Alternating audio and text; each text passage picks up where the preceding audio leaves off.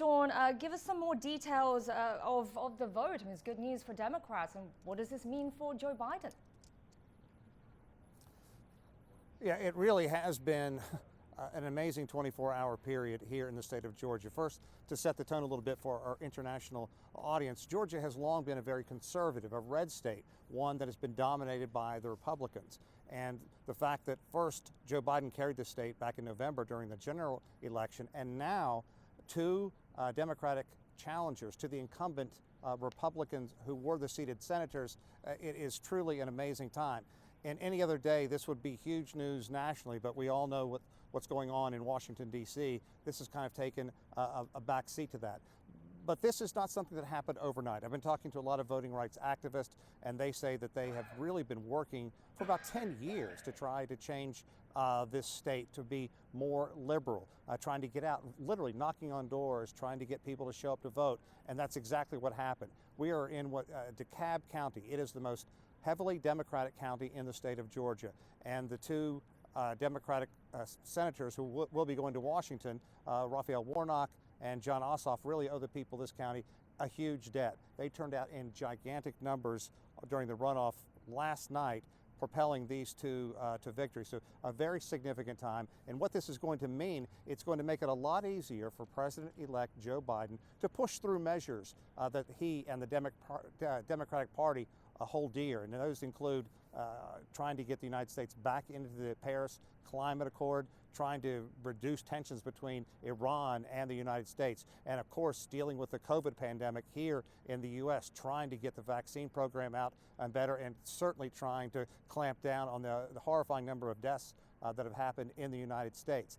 Before, when the Republicans were controlling the Senate, it would be very difficult for the Democrats to even get a measure to the floor for vote because it could be stopped by Majority Leader Mitch McConnell, but he is not going to be the Majority Leader anymore.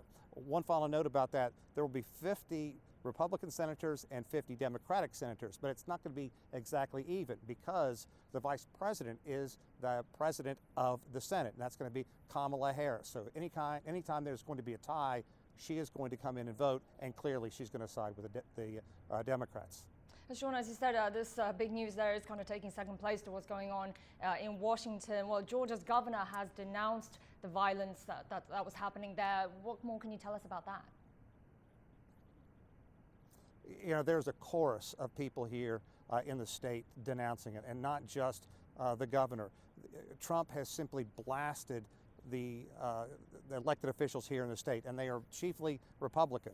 Republican governor, Republican Secretary of State, the one who certifies the election here. Republican is in charge of all the elections within the state. And Trump has called this a fraudulent election, said that it was illegal, that he had won this state by hundreds of thousands of votes. It simply didn't happen. There is not one iota of evidence to back up these claims, and they've stretched beyond the ridiculous and now led to something that is going to be an awful blemish on Washington, the Capitol, and the lawmakers who are there. This never should have happened. People should have stood up a long time ago. That's just what we're hearing from voting rights activists to Trump when he initially started saying this election was stolen. So you're right when you're talking about Georgia standing up. It was scary here today. They had to evacuate part of the Capitol there, and because there were reports that militia members were showing up here to protest as well. And it wasn't here. It happened in Oklahoma. It happened in many other states. And in states like Washington State and Georgia, where there's an open carry, meaning people could walk around in public with guns, that was happening. And it really puts the police in a very difficult situation. Just one little spark could really set off something that could be terrible, lead to the death, certainly of people. So it's just an unbelievable day, and we've heard the candidates say time and again, this is a time for unity. When we get to Washington, we want to work with all the constituents, not just the ones who voted for us. But we're going to hear a lot more about this. And in fact, one final note, I did talk to a voting rights activist today, and I said, hey, give me your take on what's happened. How would you characterize this? He used one word: treason.